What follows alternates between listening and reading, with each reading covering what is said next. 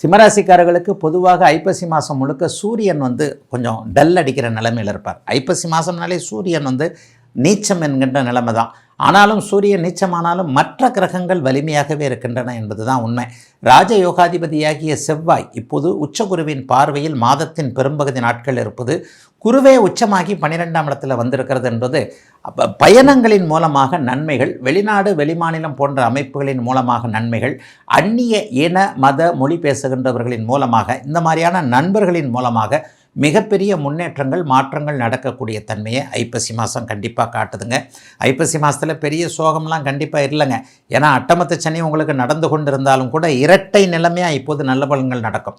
அட்டமத்து சனி வேதையாகி 7ஆம் இடத்தில் இருக்கக்கூடிய ராகுவின் காரணத்தினால் கோச்சார வேதை என்கின்ற அமைப்பில் இன்னும் 1 வருட காலத்திற்கு உங்களுக்கு அட்டமத்து சனி கெடுபலன்களை, சாதகமற்ற தன்மைகளை கண்டிப்பாக தரவே தராது.